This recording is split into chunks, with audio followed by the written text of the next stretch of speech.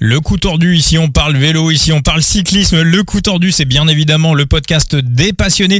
Pour les passionnés, on se retrouve pour le 254e épisode du coup tordu. Alors dans l'épisode précédent, on enchaîne à hauteur de 2 épisodes par jour. Actuellement dans le coup tordu, on profite de cette grande semaine de Tirreno et de Paris-Nice pour vous faire 2 épisodes par jour. Donc dans l'épisode précédent avec Latib, avec Boris, manager de Side Limit, et avec Enzo, avec Phoenix, on vous a fait la grande preview de la 3e étape de Tirreno Adriatico, et tout de suite on se retrouve pour la 4e étape de Paris-Nice avec Latib et avec Boris, et donc Thibaut, on y va pour le parcours. Le parcours ça va se résumer à une course de côte, on va pas se mentir. Temps pluvieux aussi du côté de Paris-Nice, notamment sur les 60 derniers kilomètres. Ça dépend des modèles. Arpège, on est plus sur les 60 derniers, et à Rome, on serait plus sur la montée finale de la Loge des Gardes. Mais dans tous les cas, on est sur du 98% de chance de pluie. Ça va être une journée pluvieuse, une journée froide, parce qu'on est sur du 7-5 degrés. Donc froid ressenti, et puis une montée qu'on a déjà vue, puisque il y a 2 ans, Tadej Pogačar l'a gagné au sprint devant David Gaudu. On avait vu un Jonas Vingegaard incisif partir avec Poggi, puis Poggi ne pas le relayer, jouer un peu avec les couilles du Danois. Le groupe revenir, un compte de Gaudu qui prend de l'avance, puis après un Poggi qui contre et qui rejoint le Français avant de le crucifier au sprint.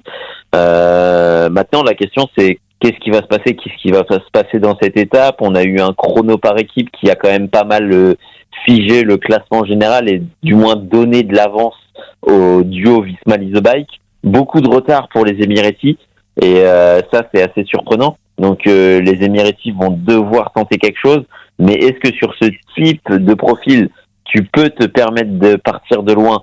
Ça paraît quand même difficile, notamment avec une Visma qui va pouvoir te maîtriser. Est-ce que dans la montée tu peux faire suffisamment de différence? Poggi nous l'a montré, tu peux récupérer une trentaine de secondes, mais est-ce que tu peux récupérer plus? Est-ce que quand tu ne t'appelles pas Poggi, ni même un grand Jonas Vingegaard, si tu ne t'appelles pas Jonas Vingegaard et tu n'es pas à ton prime, est-ce que tu peux prendre autant de secondes? Ça paraît compliqué. Donc ça va être une montée qui va se jouer assez tactiquement, on va dire. Toi, Boris, alors Steve Chenel sur Eurosport évoquait la possibilité d'un scénario échappée matinale. Toi, Boris, est-ce que c'est quelque chose qui te traverse l'esprit, ou est-ce que tu vois un GC Day? Non, pour moi, ce sera un GC.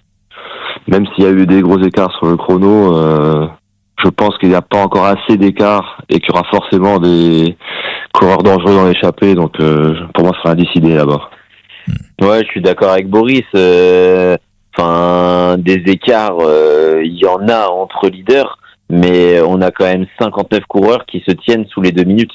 Donc à partir de là, oui, dans les 59, il y a Jean-Michel et Pimpin, mais il y a quand même la majorité des leaders du classement général qui sont encore présents. Donc il y a encore des menaces à qui tu ne peux pas permettre de récupérer du temps. Moi, je vais aller dans votre sens, puis rajouter aussi que je pense que au-delà de Vingegaard et de peut-être Matteo Jorgensen, on en reparlera du côté de la Visma, je pense qu'on a coché cette étape. Si Vingegaard peut en claquer 3 et envoyer un petit message à son copain Poggi, à mon avis, il va pas se priver. Mais je pense que il y a d'autres coureurs qui ont coché cette étape. Je pense que Skelmose va faire rouler pour la Lidl Trek.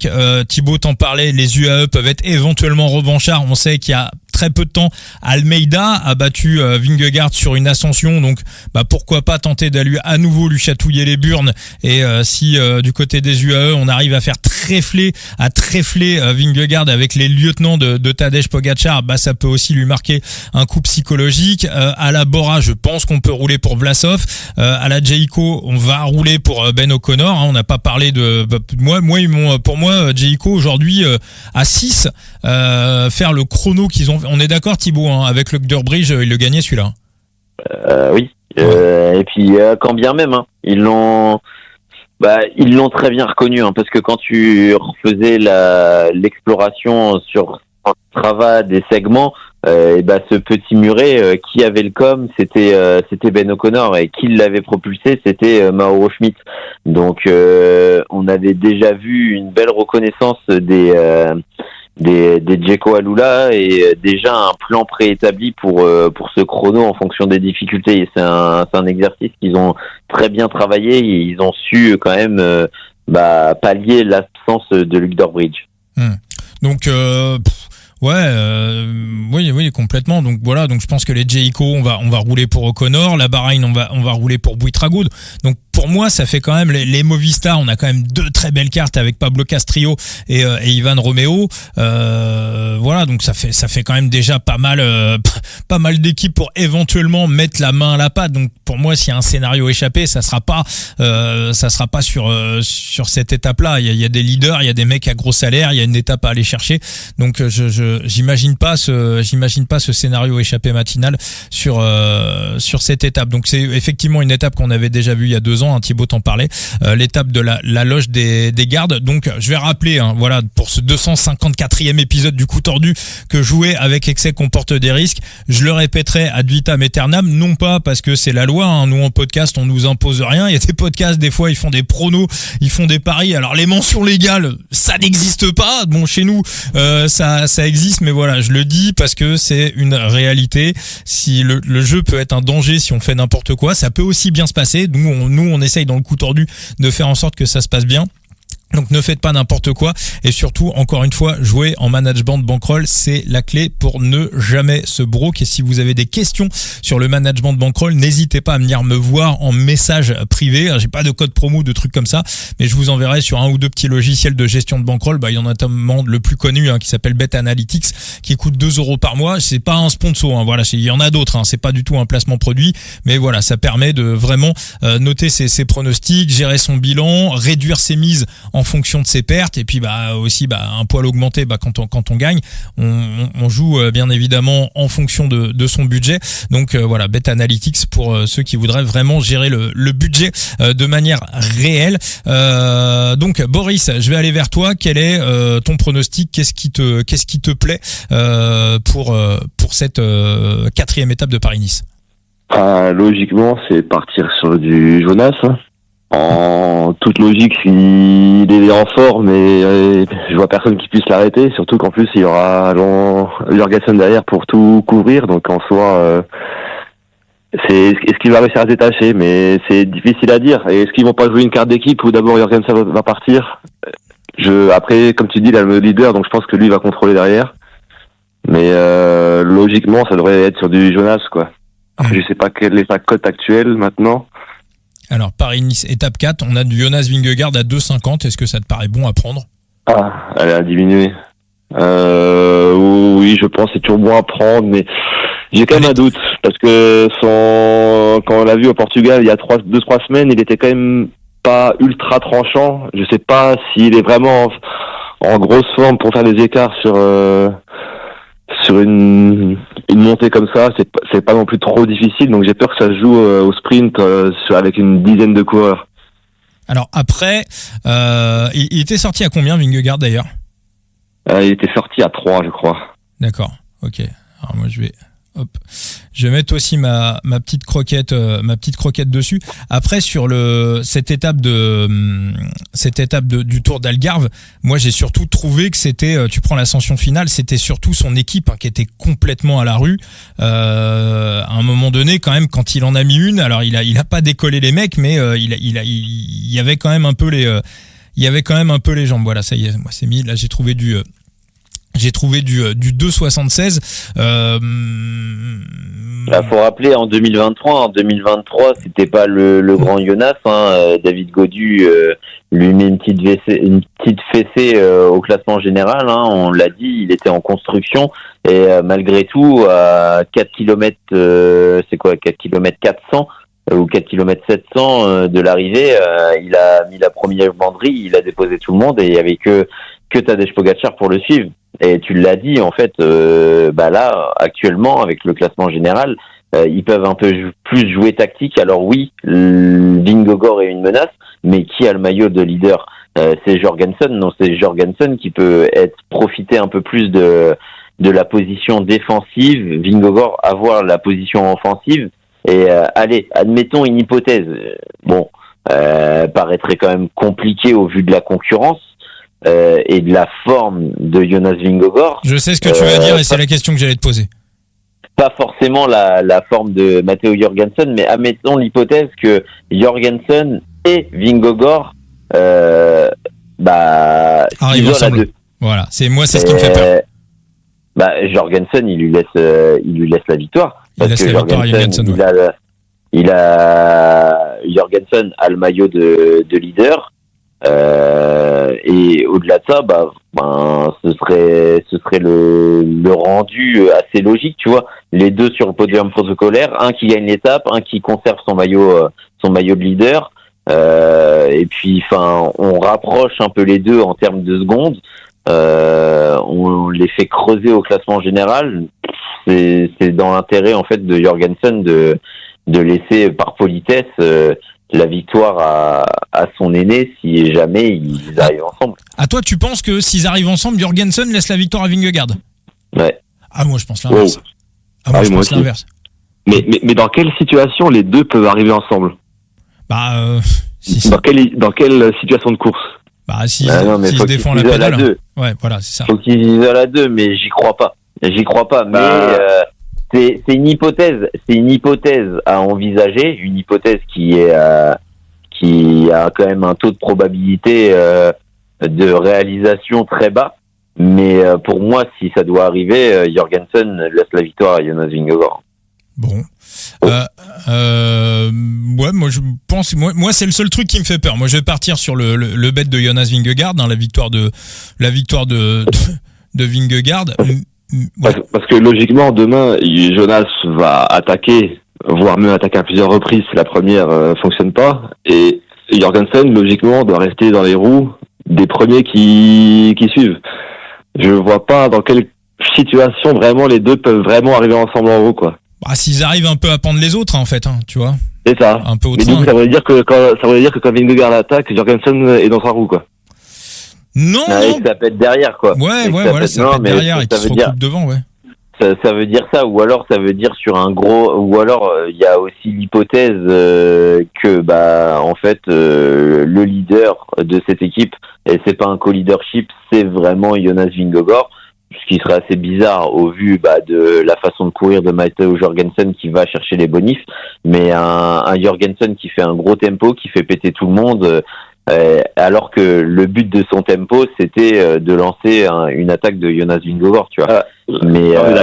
Mais après en fait le truc c'est que si tu bêtes Jonas Vingegaard, dans la très large majorité des scénarios, c'est que tu estimes que Vingegaard va arriver en solitaire. Parce que s'il n'arrive pas en solitaire et si Matteo Jorgensen est dans le groupe, sur ce type de finale au punch, très clairement, sur la forme du moment, Jorgensen, il foudroie Jonas. Moi, je pense qu'il arrive en solitaire, Vingegaard. On l'a vu en 2023, c'est une montée elle paraît pas impressionnante comme ça sur le papier, mais c'est une montée où on peut faire de véritables écarts. En plus, le mauvais temps, on sait que ça va rajouter de la difficulté. Comment ça, de véritables écarts? Il y a eu des écarts il y a 2 ans. Il y a 2 ans, ça a pas. Il y a eu des écarts, mais parce que c'est Poggi. Enlève Poggi et Gaudu, parce que Gaudu, il y a eu une anticipation et pas mal de groupes s'est regardé en chien de faïence en attendant que Jonas Vingegaard et Poggi prennent un peu les choses en main. Donc Gaudu a quand même creusé grâce à ça. Mais pour tous les autres, ils se tiennent à chaque fois dans un mouchoir de poche en termes de secondes. Ouais, c'est vrai que ça fait bizarre quand tu vois le classement. Tu vois Gino Madère 3e, il a pris une tarte dans la tronche. Mais oui. Il y a Pépé qui avait fait 4, mais Gino Madère a fait 3 à 34 secondes. Après Aurélien Paré-Peintre 42 secondes. T'as un petit groupe à 43 secondes. Je veux dire, le 11e est à Isaac Guir à 54 secondes. Le 12e perd la tour est à 1 minute 05. Donc des écarts, une montée où tu peux faire des petits écarts, quoi. Bon, je pense que Vingegaard peut mettre le deuxième à 25-30 secondes assez tranquillement. C'est un peu comme ça que je le vois. Puis surtout, encore une fois, sur le Tour d'Algarve, Vingegaard c'est vraiment fait planter par son équipe. Et c'est ce qu'on voit avec les Visma. Il y a une époque, les Visma, l'année où ils arrivent sur Paris-Nice et ils font le triplé avec Christophe Laporte, ils avaient disputé aucune course au mois de janvier, aucune course au mois de février. Vraiment, ils se préparaient et on voit vraiment, c'est aussi un petit peu ce qu'Axel Zingler a expliqué. Il arrive seulement maintenant, il débute sa saison seulement maintenant et il y a énormément de coureurs qui préparent pour le mois de mars. Et je peux te poser une question. Vas-y. Il s'est fait planter par son équipe. Actuellement, dans cette équipe, qui tu estimes peut faire un gros tempo dans cette montée et faire péter tout le monde? Est-ce que tu t'estimes que Affini peut le faire? Est-ce que tu estimes que Victor Kampenaerts peut le faire? Per Steenhagenet, Bert Lehmann ou Zingler? Est-ce que tu estimes qu'ils t'impressionnent assez et qu'ils peuvent le faire sur ce type de montée? Parce que, faut quand même rappeler la position de Matteo Jorgensen. Est-ce que Matteo Jorgensen va être suffisamment grand et va être dans la position de le faire? Non, mais ils vont trouver des équipes qui vont le faire à leur place. Parce que encore une fois, moi je pense que Scalmoseux, là, tu vois, au moment où on enregistre le podcast, il est 21h32, il a fait son massage, il a mangé son plat de riz, et à mon avis, Scalmoseux, je pense que cette étape, il l'a coché, et c'est pas le seul, donc je pense que, vu ce qui s'est passé sur l'Algarve, je pense qu'il y a des mecs qui pensent... Mais tu penses que les Lidl, ils ont le moyen, et tu penses que les Lidl, ils ont les moyens de durcir et de faire le rythme suffisamment élevé dans ce type de montée avec leur effectif, qui, je rappelle, est Gibbons, Houle, Kirch, Pedersen et Otto Vergaert. Est-ce que tu penses vraiment qu'ils ont le moyen de substituer les Visma Lease Bike, les Lidl Trek? À eux tout seuls, non. Mais sur plusieurs équipes. Alors déjà, Bart Lehmann, je pense que ça peut faire un bon rythme. Axel Zingler et Victor Kampenaerts, ça peut te faire le pied de l'ascension. Pedersen, on sait que quand il flotte, voilà, le mec il a des ailes. Donc Mats Pedersen. Alors c'est vrai que c'est con qu'il y ait plus. Alors Julien Bernard, je le dis, Julien Bernard abandon. Boris, t'as vu ça pour les équipes Side Limit? Tu l'avais toi dans tes galeries? Oh oui. Ouais, pareil. Planté pareil là. Planté pareil. On souhaite un bon rétablissement à Julien Bernard. Donc moi je pense que le rythme, Thibaut, à mon avis, je pense pas qu'on ait un faux rythme en amenant entre guillemets. Mais c'est pas les Lidl. C'est pas les Lidl qui vont faire ce rythme, c'est les Emiratis. Encore les Emiratis, maintenant ils sont plus en position. C'est même pas de faire un rythme, en fait, c'est d'attaquer à tour de rôle. Et attaquer au tour de rôle, c'est pas un rythme, c'est un rythme haché en fait. Parce que au final, est-ce qu'une équipe aura pour but de durcir pour favoriser Jonas? Comme il dit Thibaut, je pense que ce sera des attaques de plusieurs leaders ou co-leaders successives, mais il y a personne pour emmener un gros tempo. En fait.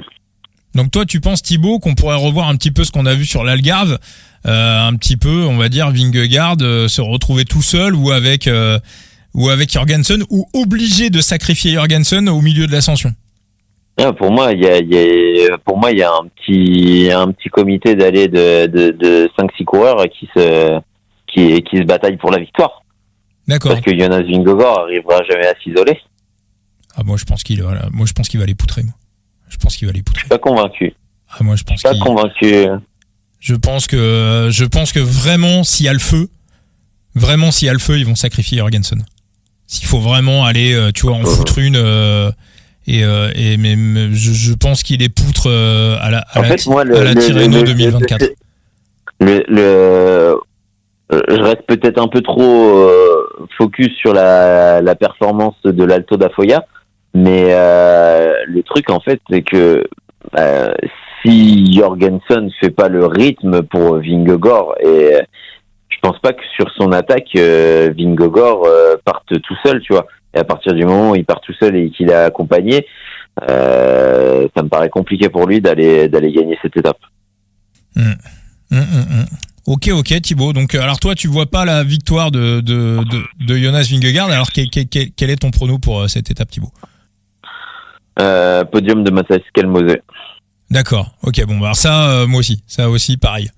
J'avais la même. D'accord, ok. Après, il y a juste un truc qui m'a fait peur, entre guillemets, c'est quand j'ai vu qu'il allait pleuvoir et faire très froid. Il aime bien. Je me suis souvenu de son état à la flèche. Ouais, mais ça, c'est l'exception qui confirme la règle. Ça reste du vent et de la pluie. Oui. Non, le mec, il est né dans un congélateur, hein, faut le rappeler. Non, oui, c'est ce qu'il disait d'ailleurs. Hein, il avait pas trop compris ce qui s'était passé. Bon, la Flèche Wallonne, hein, Boris, j'y ai pensé en préparant le podcast. La Flèche Wallonne l'année dernière où il avait terminé complètement en hypothermie. D'ailleurs, c'était mon prono pour cette Flèche Wallonne 2024 et il avait dit qu'il comprenait pas parce qu'habituellement, justement, ce type de conditions météo, c'est quelque chose qu'il aime et qui en principe le favorise. Donc voilà. Alors maintenant, Mathias Kelmoseux, on sait qu'il a un bon sprint, mais ouais, la cote à 8, la cote victoire à 8, donc on peut voir plutôt imaginer un podium aux alentours de 2,50. Est-ce que le podium aux alentours de 2,50 c'est bon à prendre? Moi je trouve que oui, hein, mais oui. En plus il était sorti à 15. L'année dernière il gagne pas sous la pluie à Paris-Nice. Est-ce qu'il en gagne? Je sais que sous la flotte il aime bien ça en principe, hein, mais est-ce qu'il en claque pas une l'année dernière sous la pluie à Paris-Nice? Hop. On va dire ça. Ouais, si la colle sur l'eau. Il pleuvait. Ouais. Il pleuvait en plus. Ouais. Non, mais il aime bien. Hein. Il aime bien. Donc oui, à la forme du moment, je suis assez d'accord. Après c'est la cote qui me douche un peu sur ce qu'elle mais il était impressionnant à la Drôme. Et putain, c'est principalement parce que je peux le cœur a ses raisons que la raison ignore. Je ne peux pas blairer ce couleur, mais je suis pas loin de penser qu'il sera vainqueur. Ah ouais, d'accord. J'ai hésité aussi, moi. Vous le voyez battre Vingegaard? Moi, je le vois pas battre. Je le vois suivre Jonas et au sprint, si jamais ça arrive à 2 ou 3, attention, il peut faire la surprise. Après, ce serait pas trop une surprise que ça, vu qu'il est 4e favori des bookmakers, mais a raison, quoi. Oui. Et non, je suis pas loin de penser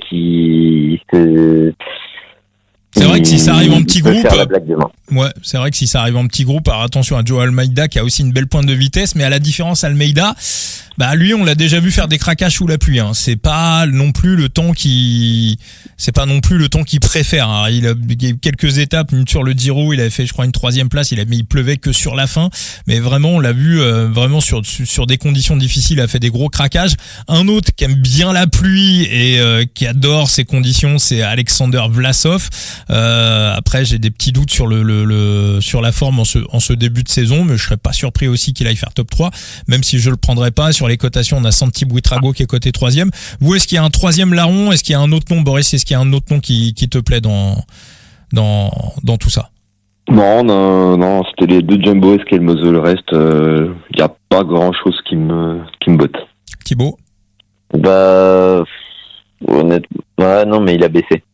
Mais je comprends parce que je comprenais pas trop le fait que Thymen Arensman, il était à 150, il était derrière des mecs que je comprenais pas, et je me disais après il n'y a pas forcément de relation entre la cote victoire et la cote top 10, mais ça aurait pu donner un mec en top 10 qui puisse être coté de manière intéressante. Alors moi il y en a un qui me plaît.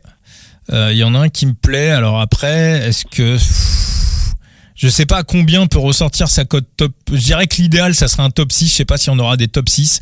Ben O'Connor. Je pense que Ben O'Connor c'est une bonne ascension pour lui. On a vu aujourd'hui la Formule. On en discutait avec dans un groupe et la conclusion sur laquelle on est arrivé, qui est quand même assez évidente avec Ben O'Connor, c'est que au vu de la montée qui lui correspond quand même totalement, mais du field, la victoire elle est impossible parce qu'il faut estimer que Ben O'Connor s'impose en solitaire, mais jamais tu le laisses sortir parce que il est qu'à 21 secondes de Matteo Jorgensen.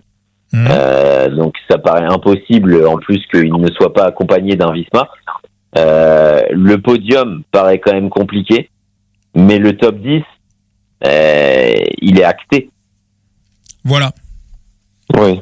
Et quand on voit la cote victoire à 41, ouais, mais top je pense 10, on aurait quoi? Un 50, un 60?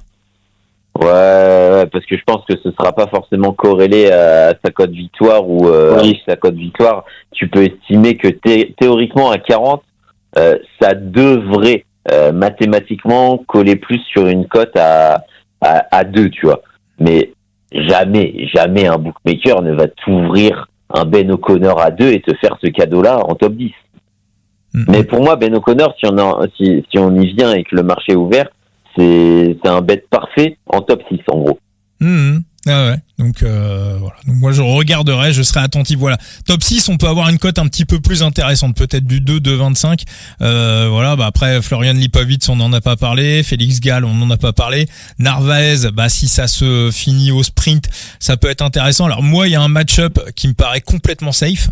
Mais alors complètement safe, pour moi c'est un 90-10, c'est Jonathan Narvaez devant Julien Alaphilippe. Après le problème c'est la cote, elle est à 1,4. On sait que Loulou je l'avais noté aussi celle-là. Ouais. Loulou il déteste la pluie. On est d'accord Thibaut, hein, Narvaez il doit être en haut de la bosse avec les meilleurs. Après c'est le rôle en fait des Émiratis, comment ils vont jouer, parce que oui, Narvaez est encore placé, il y a Almeida et il y a l'option tactique Brandon McNulty, mais il y a un moment va falloir sacrifier des éléments. Est-ce que Narvaez tu le gardes encore au GP, ou est-ce que il sert un peu de chair à canon pour une remontada de Alberto Bettiol, qu'est-ce que je dis moi, c'est de Joao Almeida. Ouais. Oui, voilà.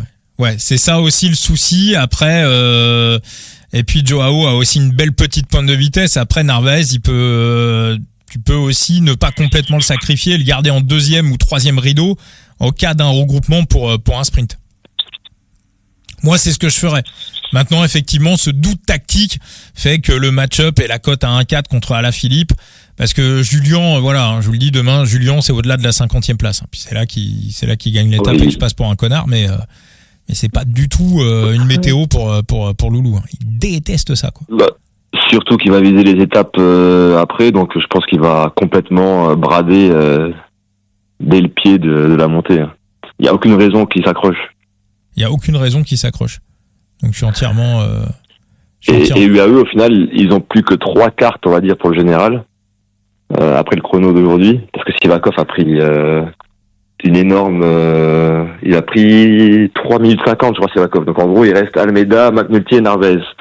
Donc s'ils veulent jouer un jeu d'équipe, en gros, ils sont 3.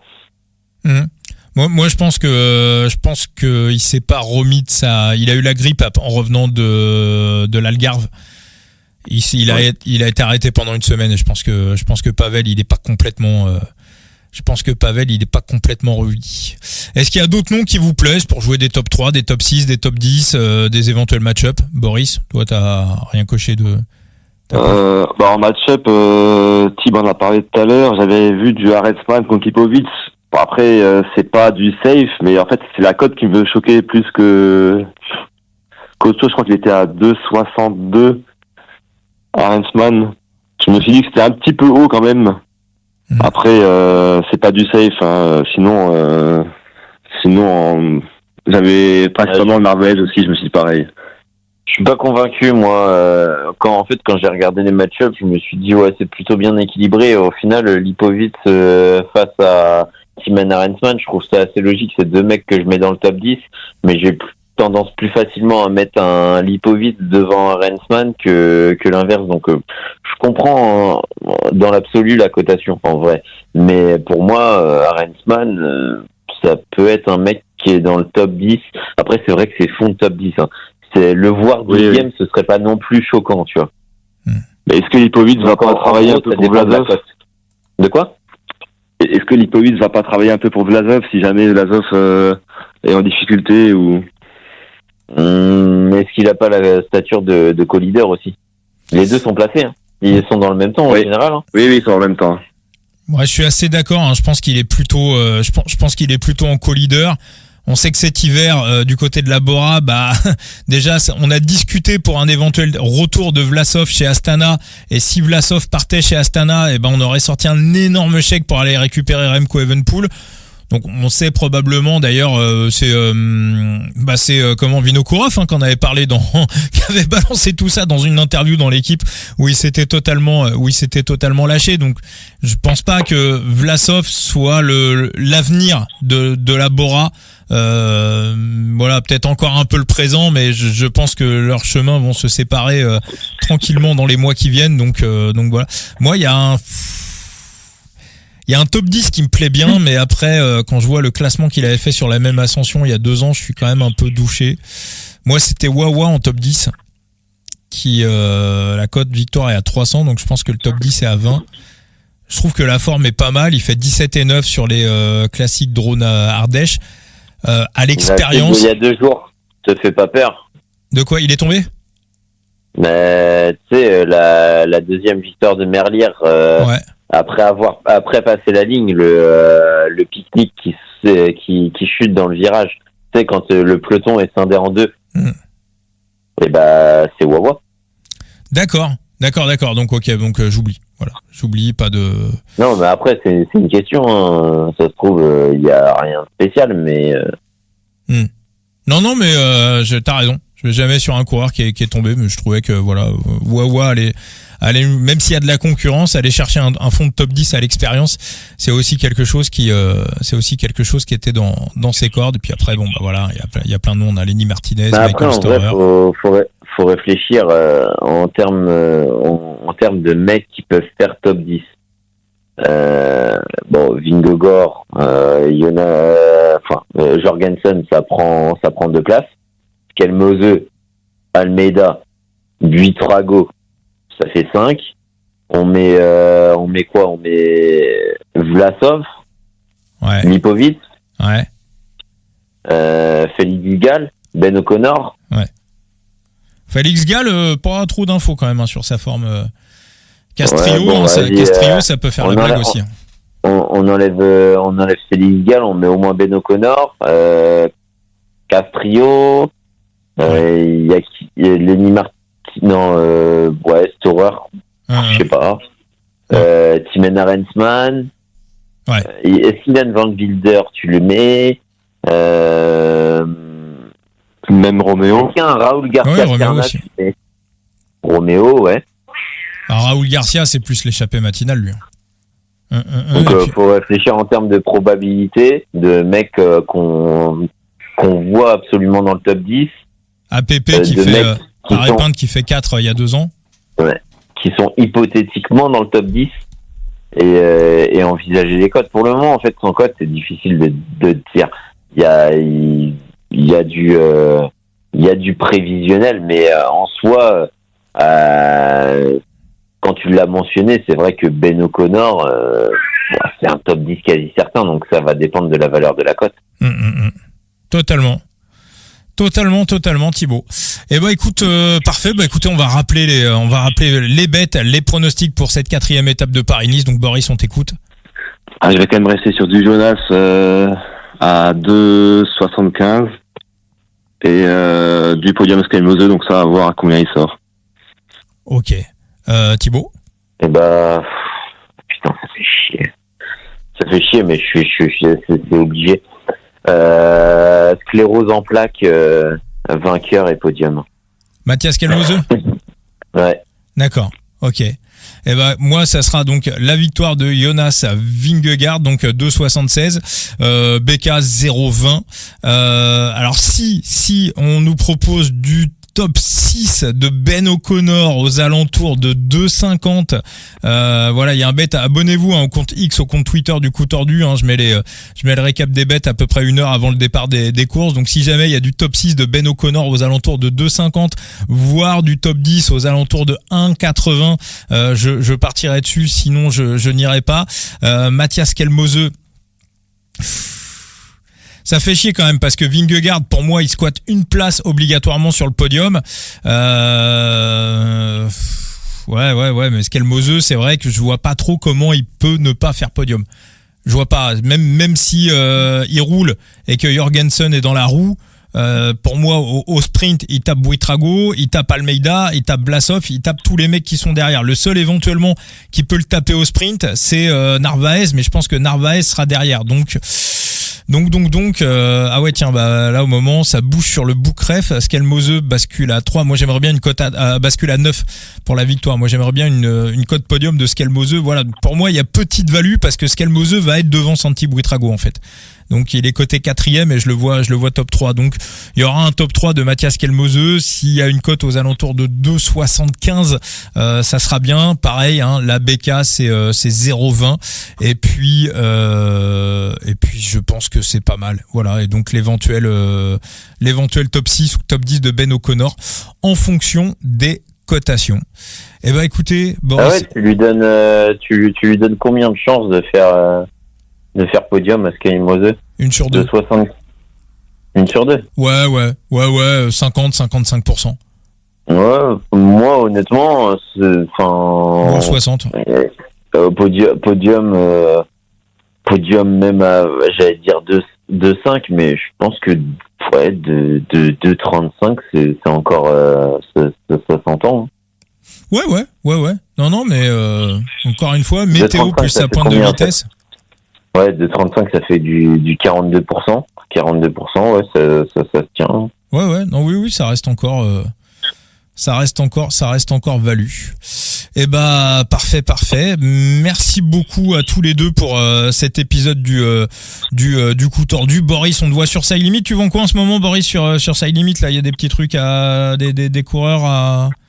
Profites-en, hein. Voilà. Je n'ai pas regardé. Tu vends rien du tout? Non, actuellement, pas grand-chose, parce que j'ai quand même assez bien vendu récemment, donc j'ai plus trop de coureurs sur la liste des transferts, on va dire. D'accord, ok. Qu'est-ce que... Là, je regarde un petit peu ta galerie, là, je vais te dire ce qui pourrait éventuellement m'intéresser. Corbin Strong en jaune à 50 balles, non? Ah, tu te souviens de notre fameux combat? De notre fameux combat sur sur Corbin Strong. Ah, j'étais monté sur les enchères. Ah oui, on était l'un contre l'autre. D'accord, ok. T'avais été le chercher. Non, attends, t'avais été le chercher à 2,60. Je vois pas le Tu l'as vu à 2,34 et après tu t'étais arrêté à 2,60. Alors, voir détail. Ah ouais, exact, ouais. Putain, je me rappelais même plus. Le 16 août 2024. Ah ouais, on avait fait bien... je m'en souvenais. Ah ouais, on avait bien monté l'histoire. Ouais. Alors sinon, qu'est-ce qui peut m'intéresser d'autre dans ta galerie là, qui peut être sympa. Là, je suis en train de regarder. Ouais, après, il y a des coureurs que j'ai en. Ça va, t'as pas trop de déchets quand même. Hein. T'as pas trop de mecs qui ont arrêté leur carrière. Il y a le petit El Gouzi des Bardiani qui a complètement disparu de la circulation. Mais sinon, à part ça... Il y en a quand même quelques-uns des Bardiani qui ont arrêté. Ouais, Nieri, ouais, mais enfin, ça va. Hein, Rapelli. Ouais, t'as moins de... Ah si, il y en a un. Pellizzari à 50 balles. Ah, ma pépite. Ouais. En plus, celui-là, tu l'avais bien... tu l'avais eu en jaune à 107 $ en 2023. Et en mai 2024, il est parti à 324 $. Donc, on peut dire que tu as gagné un peu plus de 200 balles sur la valeur du coureur. Ouais. Voilà. En espérant qu'il performe toujours. Il n'y a pas de raison. Ah bah là, comme il est parti à la Bora, moi je serais toi, je le garderais 5-6 ans avant de le vendre. Oh oui, clairement. En plus, il est sorti du jeu, donc... Non. Bravo. Bel achat. Bravo, Boris. Thibaut, preview sur Vélo Futé? Exactement. Bon, après, en vrai, est-ce qu'il y a vraiment besoin d'une preview pour une montée, et en plus une montée que on connaît déjà? T'as moyen de revoir le replay, hein. Oui, c'est vrai, oui. Oui, non, mais puis on l'a tous en tête, hein. Moi, je l'ai complètement en tête. Mais en tout cas, voilà, pour avoir tous les éléments, tous les détails, vous allez sur le site Vélo Futé. Et puis n'oubliez pas de vous abonner, hein, le coup tordu, on est présent sur tous les réseaux sociaux, Facebook, Twitter, Instagram. On est sur TikTok, on est sur Threads, on est partout. Et je rappelle que le coup tordu est aussi disponible sur Apple Podcasts, sur Deezer, sur Spotify, sur toutes les plateformes de podcast. Et on est aussi désormais présent sur YouTube. Et le temps qu'on mette les émissions en ligne de manière générale, voilà, le temps que ça arrive sur Spotify, Spotify, Apple Podcast, il se passe 10, 15, 20, des fois une demi-heure. Sur YouTube, c'est de l'instantané. Donc si vous avez envie d'être les premiers à écouter le podcast Le Coup Tordu, bah vous vous abonnez à la chaîne YouTube Le Coup Tordu et vous aurez un petit peu d'avance sur toutes les plateformes de podcast. Merci encore à tous les deux, puis à très très vite. Thibaut, demain soir. Pourquoi pas. Ok, c'est parti. On se retrouvera pour les previews de Tirreno et Paris-Nice, et il y a Petit Juju également qui sera là pour les prochains épisodes du Coup Tordu. Ciao les amis. Archie encore. Et Archie, ciao. Ciao les amis. Merci Boris.